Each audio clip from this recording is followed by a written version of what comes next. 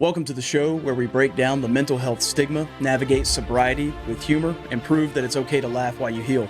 Let's get real, let's get honest, and maybe a little weird. Growth is messy, but you don't have to do it alone. This is Sober Psychology.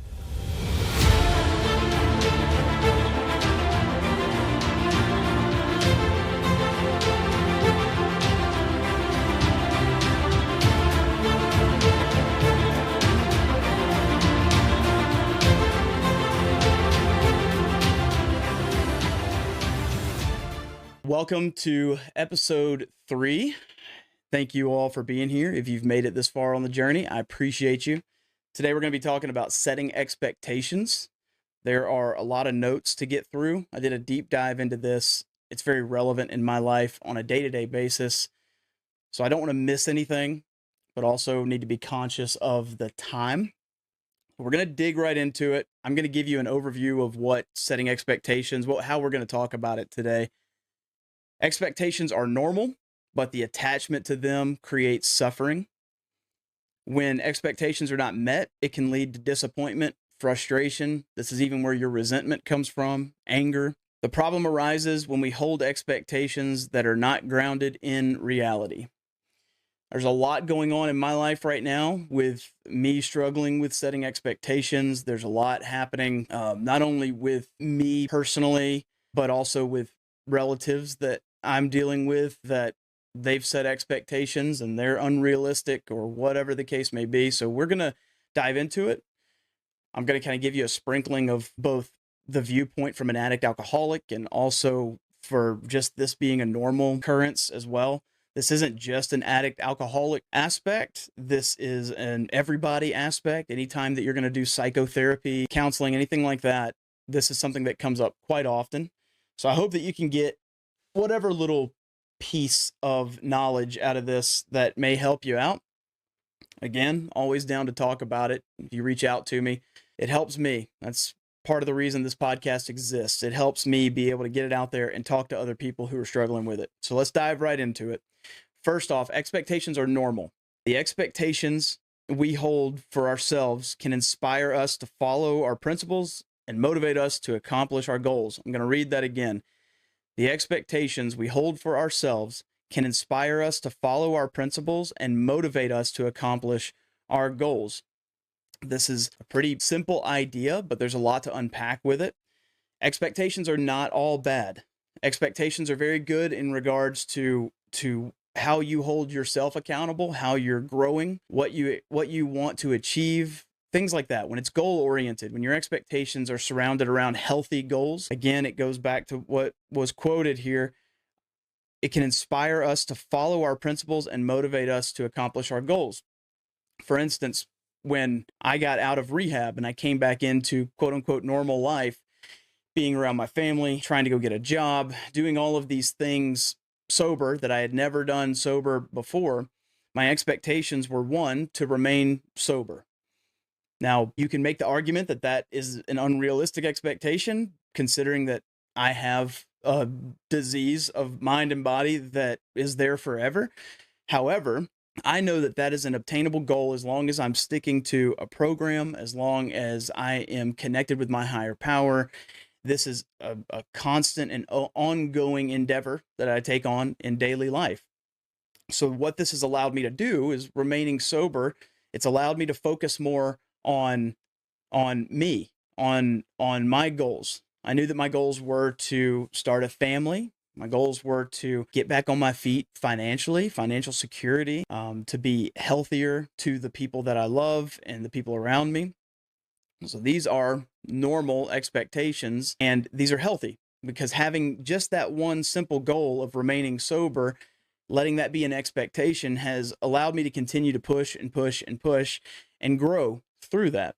Now, I've also struggled with it. I think part of the unrealistic expectations, which we'll talk about here in a second, when I came back to reality, I just expected everybody to be accepting. Hey, Michael's finally sober. We should be good to go. We can draw close to him. Everybody's going to be happy. It'd be like a little Hallmark movie, you know? It's going to be great. But those expectations are not always reality because in a sense, with that expectation, I'm trying to ultimately control what other people are doing, how they're acting towards me. And I can't set expectations on that because I can't control other people. So I had those expectations that everything was going to be great. And here we are at the 3.5 year mark, and my family just had an absolute meltdown just out of nowhere. Started talking behind my back, started assuming things that were incorrect, and they started creating this reality for themselves. My mom and my sister are outrageously narcissistic, and it's very difficult to deal with people like that. When you set boundaries, they will intentionally disregard and disrespect your boundaries because they know that it bothers you.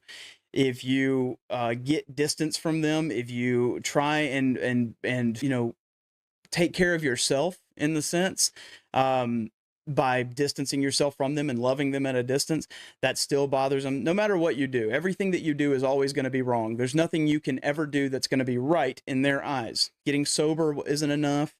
They could make a list of the top 10 things that they want me to be and what they want me to do, and it would still not be right. So these expectations are difficult, right? So my expectations should not bleed over into other people. Those aren't going to be real. However, the expectation of remaining sober has been real for me. Again, if you go back and look at the other episodes, I mean, 5-6 years ago, I was living in my truck, and now I'm married with a kid on the way. I live in a home that nobody's going to come and take from me, and I guess until we stop making the payments. And I'm in school. I'm, just constantly pushing. These are things that I would not be able to do successfully when I was drinking like I was, right? So these are the expectations. And again, we'll go back to the initial bullet point for this. The expectations that we hold for ourselves can inspire us to follow our principles and motivate us to accomplish our goals. Expectations can be good. Moving on to the unrealistic expectations. These are the dangerous ones, right? This is when we expect something to happen without good reason, and we set ourselves up for disappointment. Okay, the unreasonable expectations can easily shut down our goals and steer our lives in an unhealthy direction and sabotage our happiness. So going back to the example I had, like my expectations that everybody was going to just be a-okay with me and act the way that I thought they should act, like the Hallmark movie, that's an unrealistic expectation. The reason that's unrealistic is because I don't have any power or control over the way anybody else acts. So now that has led to disappointment, because now that my family has decided to quote unquote turn against me, it's just this reality of being disappointed when I have to take a pause and realize I'm the one disappointing myself by setting unrealistic expectations, right? Unreasonable expectations can easily shut down our goals and steer our lives in an unhealthy direction, or sabotage our happiness. That's a tough one to deal with, tough one to pay attention to. These unrealistic expectations that we set ultimately will disappoint us.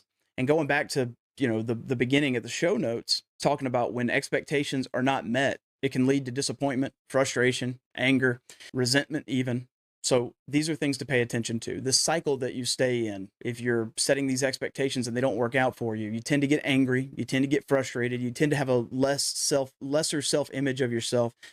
This is a very difficult cycle to stay in, right? And this goes back to the insanity aspect we were talking about, because how many of you are constantly, I know I do this, how many of you are constantly setting expectations over and over again in the exact same way, these unrealistic expectations of other people, and you are getting the same result every single time? That's where we stay in, is this insanity. Now, the expectations are good in regards to other people. For instance, my wife, I expect her to be loyal to me. I expect her to be my wife, meaning I expect her not to go sleeping around with other people. I expect her not to belittle me in front of other people, or not to talk shit about me behind my back. These are expectations that I can hold very close, and I don't think that they're very unrealistic. Now, it's unrealistic if she was that kind of person when I met her, and then we never had talks about it. We never worked on it. We never figured out that middle ground. Well, then, of course, even me getting married to her, it's probably not going to change anything. However, that's what the dating process is for. You start talking about philosophical ideas and thoughts and where your heart's at, and what you have as non-negotiables. And that was one thing that I made very clear to my wife. A non-negotiable for me is that I want there to be honesty. There has to be honesty in a relationship. And even though that can oftentimes mean that someone's going to get uneasy or maybe get their feelings hurt, at the end of the day, if you're doing it out of love, I love you, I want to tell the truth, I don't want to hide anything from you. Well, now that's a realistic expectation 3 years down the road for us to be able to have in our marriage. I expect her, and she expects that of me, and she's going to get that. That's a realistic expectation we've discussed. Okay. So, recapping, unrealistic expectations, that's when we expect something to happen without good reason and we set ourselves up for disappointment. And unreasonable expectations can easily shut down our goals and steer our lives in an unhealthy direction and sabotage our happiness. Some examples of this: there's a gap in reality, and we think there's a gap in reality, and I'm butchering this right now. There's a gap between reality and what we think it should be. Okay. So reality is what it is. That's the fact. Okay. What we think it should be, just because we think it should be a certain way, does not make it a reality. So when you're setting your unrealistic expectations, you oftentimes find yourself kind of like in this little ping pong match. Like you're right in between what you're actually seeing and what exists versus what reality you're trying to spin for yourself, if that makes sense. So this is a hard one to start to manage your expectations on, right? This is a huge trigger for anger, right? If I'm expecting someone to walk up to my door and give me a check for $1 million, and then that doesn't happen, now all of a sudden I'm getting bent out of shape. It's steering me away from what my goals are, which for me, for instance, my goals are to be a happy and healthy husband, to continue to grow and learn to be a father, like all of these things. And the baseline of that is remaining sober, for me at least. And so I get so bent out of shape that someone didn't bring me $1 million. I expected that reality to happen so much that I created it in my head, but that's not the reality. Nobody's bringing me $1 million. And by the way, I'll be glad to give you my address if you plan on doing it. So please bring me $1 million. It'd be great. But still, that's not going to happen. So in the midst of that not happening, I get bent out of shape, I get angry, I get upset, I get resentful, spiteful, it derails me from my goals. This is just a crazy cycle that you get in. All of this because I set unrealistic expectations, right? Our true source of suffering becomes our self-focus and our self-importance. I am important enough to where you should be bringing me $1 million check. Do you not know who I think I am?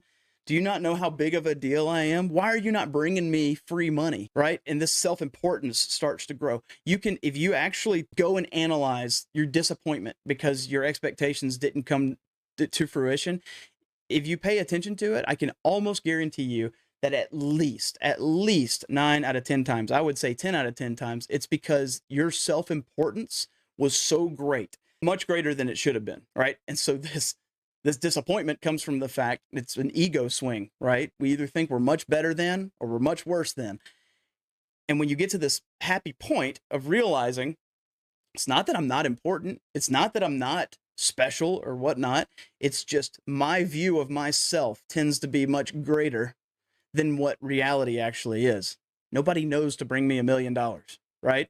Other than the people who are listening to this and out of the kindness of your heart, based on what I just said 45 seconds ago and begged you to bring me money, nobody knows that I'm needing $1 million, right? So the self-importance comes into play where I have this ego issue where I think that I'm important enough that you should know exactly what I'm thinking. And therefore those expectations crumble. I get disappointed and mad and bent out of shape and bowed up, all because I thought more highly of myself. My self-importance and my self-value or whatnot is skewed. Okay. Another example is the universe was not created to fulfill our expectations. And these are all humbling realities. And maybe it sounds harsh sometimes when you say it, but again, I come from a background of a very tough rehab situation where there's high accountability. So it's not that you're not important. It's not that your emotions are invaluable, or not invaluable, but it's not that your emotions should be disregarded. You're a human being with emotions for a reason, but the universe was not created to serve you. That's not how this operates. It's not how this works. If you're pissed off and bent out of shape and upset about something, nobody knows. Nobody knows that. Nobody's going to sit there and expect to just or to just read your mind and to show up and say, "Oh my goodness, you're obviously been out of shape, even though you didn't say anything to me." No, you have to get to this reality of understanding that nobody is no part of the universe was created just to serve you. Okay. That's a humbling thing. I think that's one of the things with expectations as well, is that there's not enough humility. We often develop expectations to meet a care need like security and safety, or the need for love and positive regard. I have an expectation that my mother's supposed to treat me a certain way because I want to be loved by my mother a certain way, right? But if your mom is a narcissist, if your mom is someone who is very self centered and doesn't know, for instance, like with my situation, doesn't know how to handle alcoholics and addicts, she hasn't looked into it enough. She just is there. And when I say something that is normal for me to talk to with people that hold me highly accountable, people that care about me and that know my background, when I speak to her in that same way, it's just completely thrown out the window, right? And this is a very difficult expectation because I do think that a healthy expectation is to say that as a child, my mother's supposed to love me, right? But you can't always control that. Everybody has different situations. Some of you didn't grow up with parents at all. Like some of you have situations like me where it's, you can never be in both parents' good graces at the same time, and it becomes a difficult dynamic where you're just bouncing back and forth. You're expecting love. I mean, you're the one who had me. I didn't choose to come into this world. You put me here. But that's oftentimes not going to be the case, right? A lot of our parents, especially us in the millennial generation, a lot of our parents just don't know how to filter through emotions the right way. I think there's been a huge awakening, honestly, with the mental health stigma, because I think there are a lot more people that are becoming comfortable with talking about it, at least, and finding ways to work and develop yourselves in the appropriate way, at least from a mental health, emotional perspective, right? But our parents don't have that. I don't know if your parents are like mine, but they will never apologize. They will never, ever apologize. They would rather miss a decade of time with a child that they hurt emotionally.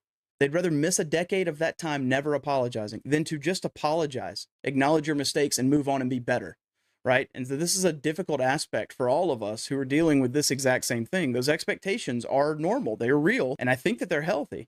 But it goes back to realizing that the universe is not here to serve you. That's not why you were created, is to be served by the universe, right?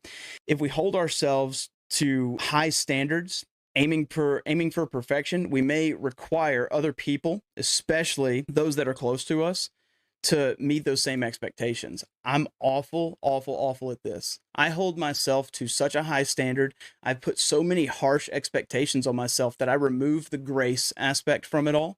And we're going to get into that here in a second, too. And it becomes very difficult because I find myself putting other people in that same realm, right? I've had a hard time with this with my wife, and she's had a lot of times where she's had to confront me for this. I expect people to be perfect because I expect to be perfect. That's an unrealistic expectation. I'm never going to be perfect. I'm going to fail over and over and over again, nonstop, all the time. But to not only have that put on me by myself, but then to also put that on other people, it damages relationships. It begins to hurt you individually. It begins to hurt you in a communal sense. And that's a very difficult thing to do. I do this with everybody. This is why I've had people my whole life tell me I'd be a great coach and great teacher, and I love that. That's a passion for me. That's definitely an outpouring of my heart. But one thing that scares me about that dynamic is that I I could definitely see myself being too harsh all the time. And I'm grateful for the marriage that I have because my wife is there to constantly show me, which if you go back and look, the cool thing about Genesis and the creation story is that God gave Adam Eve. One of the main reasons he gave Adam Eve was to see himself, because Adam couldn't see himself. Us men are arrogant. We're egotistical. We sit around and think that we've got it all figured out. We're fixers by nature, right? And to have someone that can just reflect for you, right? Like, hey, look, what you're doing is probably not great. What you're doing is impossible. So stop. That's a great dynamic. So that has been what my wife has been for me, where she helps me to see where I'm putting the expectations on her, the same expectations I'm putting on myself. This is a very difficult part when our standard is perfection. Nobody, not even yourself, will ever match that. It's a very unrealistic expectation. When others fall short of our expectation, we lash out because they've stolen our sense of security. That's a control thing, in my opinion. right? I'm trying to set these expectations for other people because if everybody's perfect, then that means that I've got it. I'm the puppet master. It can be exactly the way I want it to be. But when people aren't meeting those expectations, when they fall short of it, then all of a sudden I'm mad, I'm lashing out, I'm beating my chest, and I'm throwing a fit because that takes away my sense of security. My sense of security comes from my feeling of control. The sense of righteousness convinces us that we are good and gives us a way to meet our care need for love and self-esteem. So when you get to this point where the audacity of me thinking, as messed up as I am, me thinking that I've got all the best answers, I've got all of the best ideas, and if only everybody would do what I want them to do. And again, you can read about this in the Big Book. There's a really good example of a guy that's running a play, right, and organizing all of the people to do the certain parts and whatnot. If everybody would just do what I want them to do, then the show would be perfect. But I don't even know what's right and wrong sometimes, right? This becomes a very difficult thing with our sense of righteousness, right? And that's an ego thing too. I have all of a sudden set this unrealistic expectation in my head that it needs to be this way. And the reason it needs to be this way is because I know what's best, obviously. And if people don't do that, it's killing my care need that I have for love, and it's also destroying my self-esteem, which is such an egotistical position to put people in, just in general. But it's very difficult to realize that, to recognize it, because you get so caught up in it. We believe in what we're doing, right? I'm a very passionate human being, and when I get into a belief mindset of something that I think needs to happen, it doesn't always work out.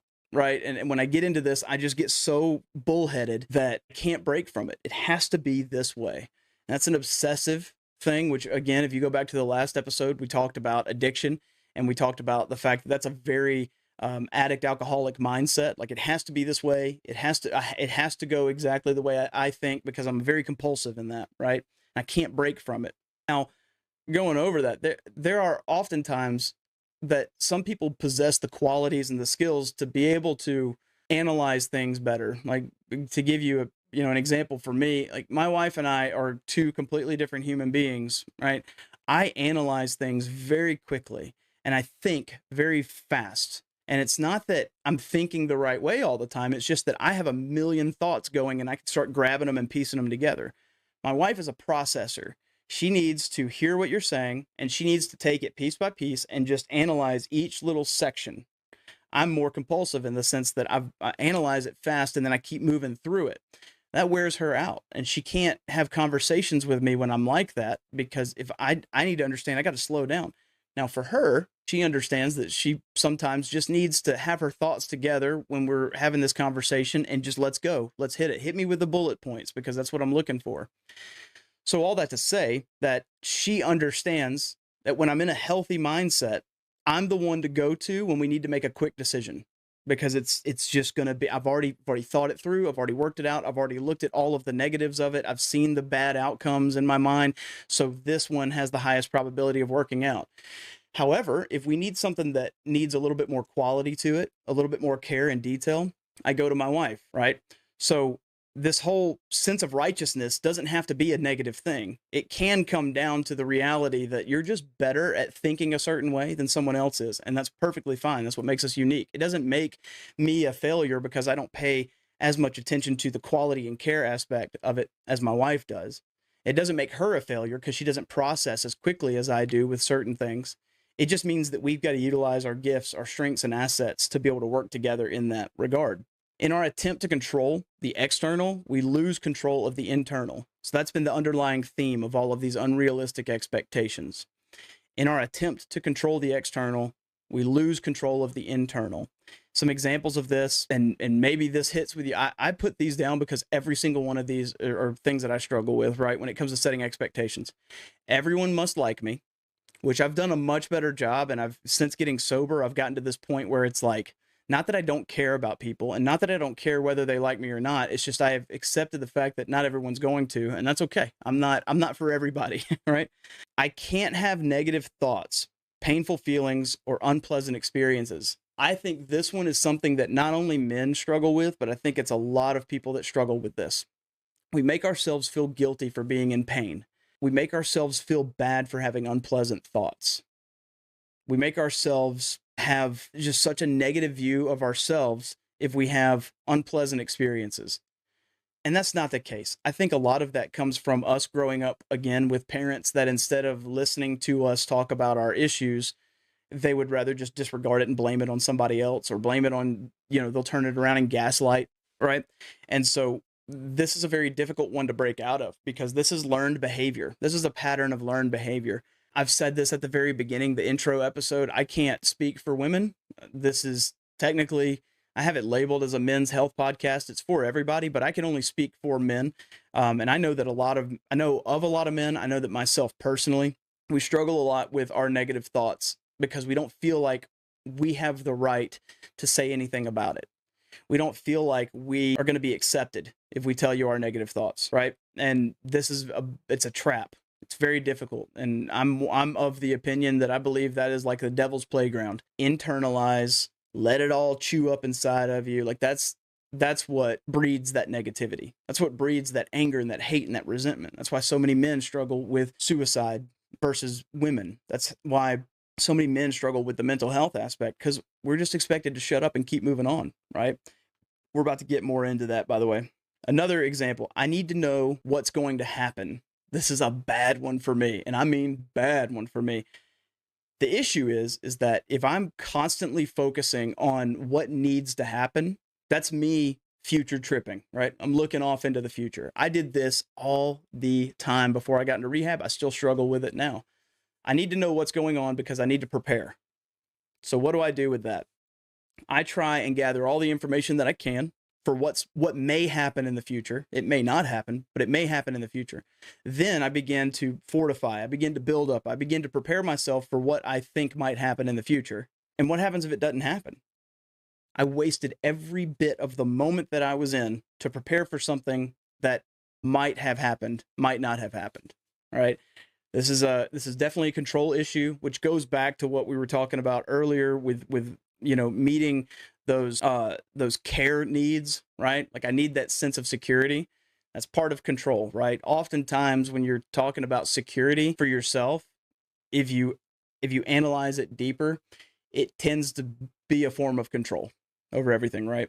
I can't make mistakes and I have to be perfect. Another thing that I know I struggle with, and a lot of men that I know struggle with, I can't screw up. I can't make mistakes. And if I do, I'm a failure. It's because your identity is wrapped up in this idea of perfection that you think everybody else should have of you. You're setting such unrealistic expectations that this model of perfection is who you're supposed to be. You're not Superman. You're not perfect. You're not the most special human being in the world. You are incredible.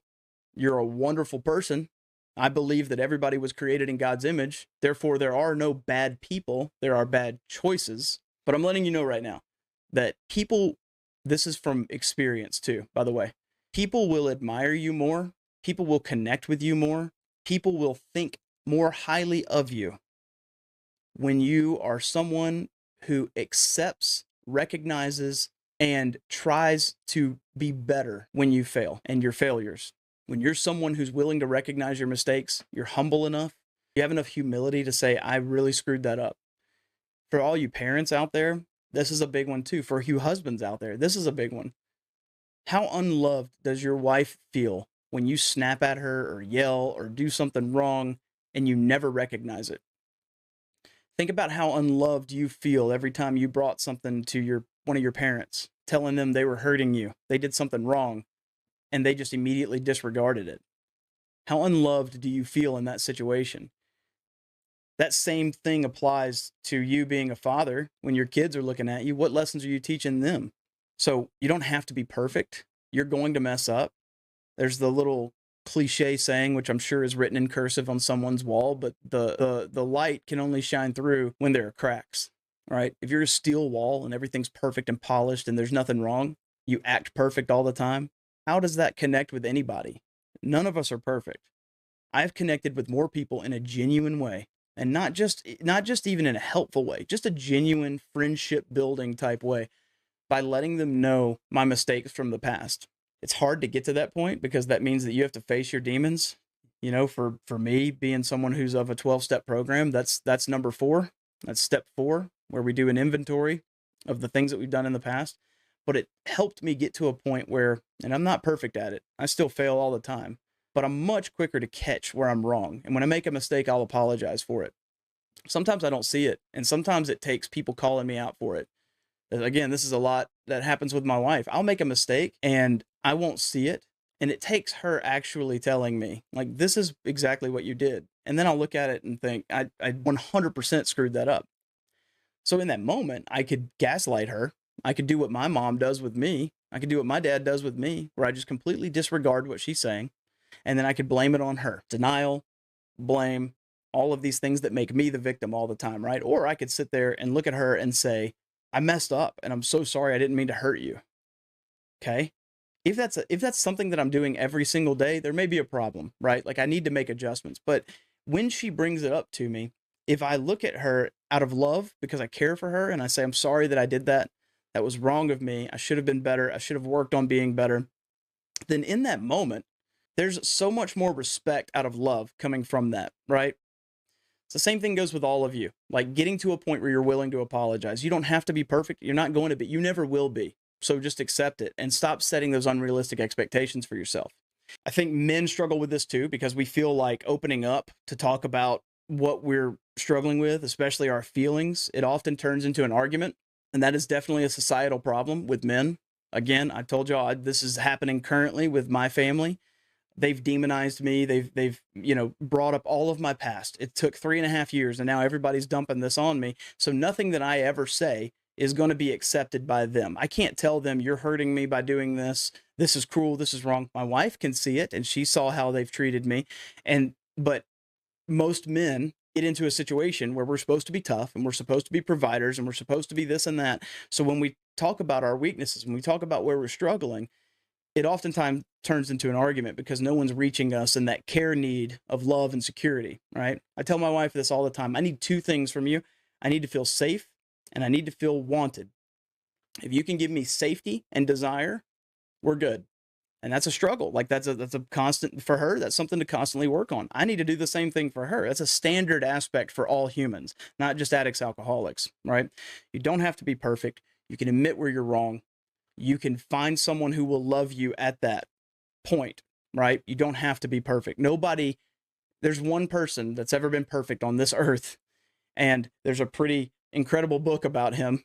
And so unless you're Jesus Christ, you are not going to be perfect. You can strive for perfection though, right? But it's all about progress, not perfection. All right, how do we deal with expectations? Let's get into the nitty gritty of it and wrap this up, right? Expectations are premeditated resentments. Think about that one. That one has helped me out a lot. If I could get that one tattooed, I might get that one tattooed on my wrist. I don't know. Expectations are premeditated resentments.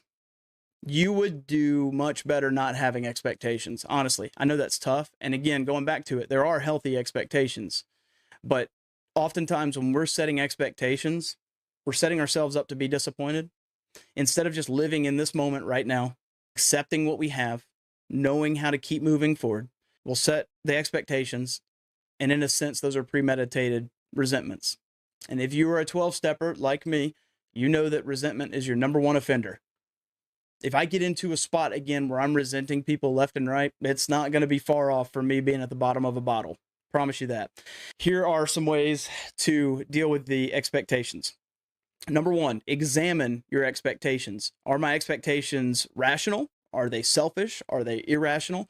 This is a lot of just reflecting on the way that you're acting, being honest with yourself, being humble enough. I bring it to God all the time. Like, God, help me see what you want me to see out of this. Help me see myself the way that you see me. That's a big ask, but getting yourself to a humility stance of saying, I just want to see it. Like, where am I messing up? Because oftentimes self doesn't see self, right? This could also come from having good friends, good people in your life with high accountability. That's a big one as well. So examine your expectations is number 1. Are my expectations rational, selfish, or irrational? Number 2, set realistic expectations. This is something that takes practice. It sounds simple and it sounds like we're having an elementary lesson here, but I'm with you. It's a very difficult process to get to a point where you're setting realistic expectations. Oftentimes, it takes setting unrealistic expectations and learning from that. How do we set realistic expectations? We have fewer disappointments when we do that. we have more positive outlooks when we do it, and then we have less frustration. So setting the realistic expectations is just going to be a process of going back to number one. Am I thinking rationally here with this expectation? Is it selfish? If I put a quarter into the soda machine, I expect to get a Coca-Cola, right? Like that's just what we're going to do. That's a healthy expectation that's reasonable. If I put a quarter into the soda machine and I expect to get a brand new Lamborghini, that's probably a little bit irrational, right? So you're just learning from yourself is all we're doing here. So setting realistic expectations, it provides fewer disappointments, more positive outlook, and less frustration. Number 3, we have to recognize the unrealistic expectations. If you see a trend here, all of these ways to deal with expectations, it's just working all together, learning this process. Recognize unrealistic expectations. You have to trust the process, right? And how do we do this? For me, my relationship with God, I trust God. Sometimes I don't. It's easy for me to say. And sometimes I'm very agnostic in my faith. I take back my self-will all the time, and I think, you know what, God, I'll handle this one. I got this. Don't worry about it. But if you're trusting, this is what serenity looks like, right? If you're trusting that God's in control, really in control of your life, then you're able to let go. And that's what faith is, right? Faith is so difficult to explain because it's letting go and knowing that it's going to be okay. Now, I'm not of the belief that you can pray everything away. I don't think that God just told us to sit down and just pray and I'll fix it all for you. He's not a genie in a bottle, right? He has the power to do that. But prayer without works is dead, and works without faith is empty, right? This all works together. Another way to recognize unrealistic expectations is listen to me, just enjoy the present, okay? Enjoy where you're at. Enjoy what you have. This goes on to the next one, which I'll go ahead and spoil it. Number 4 is just gratitude. That's another way to deal with expectations. If I'm grateful for what I have, this is a practice that I do in my quiet time every morning, right? Like I wake up and I begin my prayers with God of just falling at his feet. Like, thank you for everything. Because that puts me in a state of humility. It's a very humbling spot to be in when you start to realize, like, what are my top 5 things today? If you aren't connected with God in that manner and you don't feel comfortable with the prayer, I would still challenge you to do it. But you can have a journal. I used to have one of the little pocket-sized journals, and I would put the top 5 things that I'm grateful for right now. It started with every day, but then when I was getting banged up in my head and I was still stressing out and I couldn't stop drinking and whatnot, then I would go to every time that I was struggling. Top 5 things I'm grateful for. I'm grateful for my wife. I'm grateful for my sobriety. I'm grateful for my dog. I'm grateful for the way that God's allowing me to see the world. Just things that you're grateful for. It puts you in a state of humility. It also allows you to enjoy the moment. That's what gratitude does. Gratitude is helping you to enjoy the moment right then, right there. I have this really cool quote I'll hit y'all with real quick about gratitude. Gratitude isn't soft. It's a full-bodied surrender, a deep bow to everything life has thrown at you. It's standing in the storm, soaked to the bone, and knowing the rain is part of the cleansing. Gratitude doesn't come wrapped in comfort. It shows up messy, raw, etched into the scars that tell stories of survival. I mean, holy crap. It's standing in the storm, soaked to the bone, and knowing that the rain is part of the cleansing. You cannot get more serene than that. But that's what gratitude does. Gratitude is just such an overwhelming reality of I have everything and more. Why am I banged up? Why am I trying to take myself out of this moment? How often are you spending time with your child, no matter what age they are, and you're scrolling through Facebook?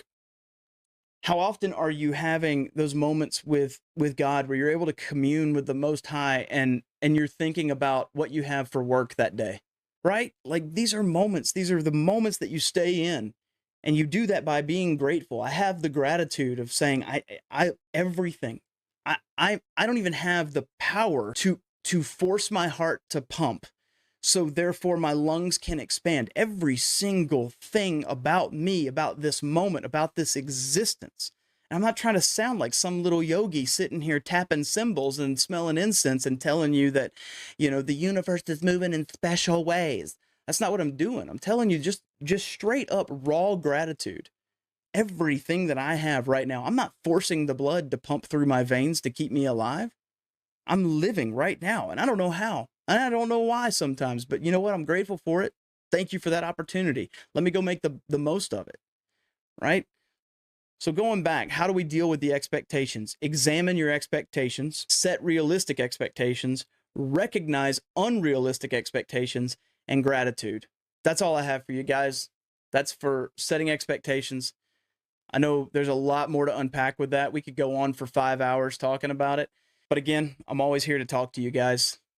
Make sure you're following me on socials. Reach out to me. Let's have a good conversation about it. Maybe one day I'll throw you on one of these episodes and we can chat. We can figure things out. We can just rap about life, whatever the case may be. Always, always, always find a way to be of service. Go help somebody. Okay? Remember, this is about progress, not perfection. Keep your head up and your heart open. We'll catch you next time.